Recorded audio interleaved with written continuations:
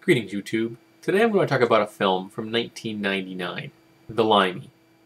In it, Terence Stamp plays Wilson, an ex-con who's decided to come to America to find out who is responsible for the death of his daughter. And in its heart, this is a revenge film.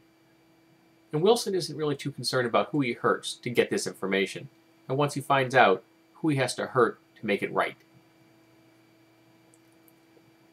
Terence Stamp is a gem in this.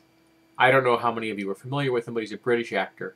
And I believe recently he was on Smallville playing one of the Kryptonians. And he just has such a wonderful delivery.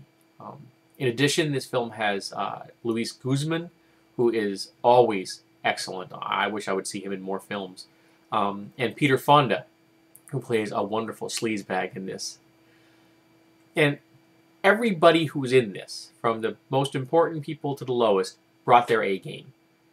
It is a solid crime drama. It is a good thriller. The directing by Soderbergh is excellent. The writing is good. The acting is solid. Everything in this film is enjoyable.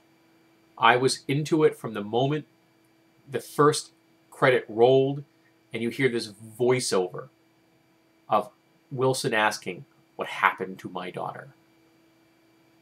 And from that point on, you're just thrust into this. Now, the film kind of jumps back and forth in time, both in the time it's taking place in, the 1990s, and it also dips into the past, into the 1960s. And what's interesting is that the footage from the 1960s is actually from the 1960s. Terence Stamp did a film back then, I don't remember the title, and he played a jewel thief named Wilson. And they used the film footage from that movie as the background for this character. This can't really be seen as a sequel, but it can be seen as a continuation of the story of that character, Wilson. He's just got out of a 9-year term. He's been in and out of jail his entire adult life. He's always been a thief.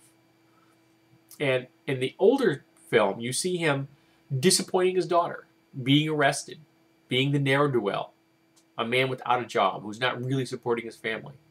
And she eventually goes to America, gets mixed in with some bad people, potentially because it's the only kind of people she knows from being raised by a thief. And when things go bad, Wilson wants to know why. And he's a deadly combination. He's cool and calculating, and the only person in the world he ever loved is dead. And he just has nothing left to lose. And that is a very bad combination. I'm not going to spoil this for anybody.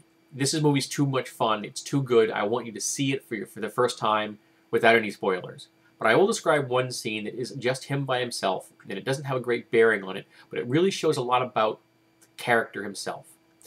He needs to get through or over a chain link fence. Now, he could climb it, but that's very obvious, and he's in his 50s, so you don't want to be doing that.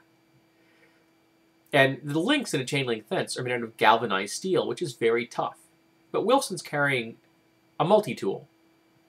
But it's still, galvanized steel is not going to be easy to cut. But where the fence is joined to the posts, it is wrapped with aluminum wire.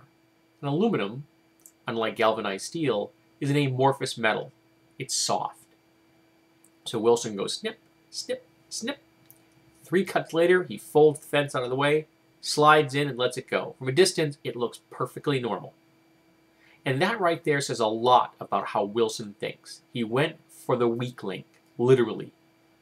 And that's what he does again and again in this film.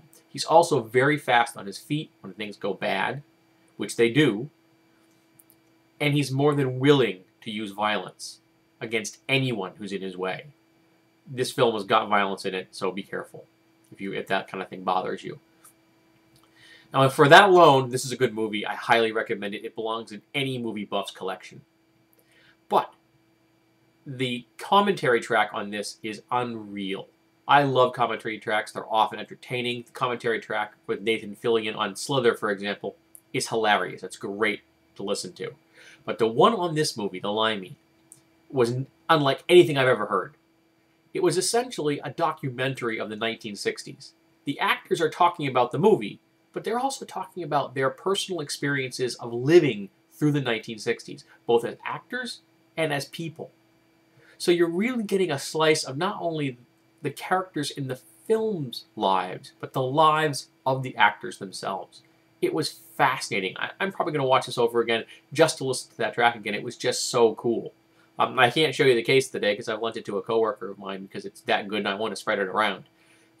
It's just so much fun. I had a good time. And I'm glad I bought the DVD, and I recommend either renting it or buying the DVD because that commentary track is a gem. This is a great movie, and I hope that many people who see this will go out and view it.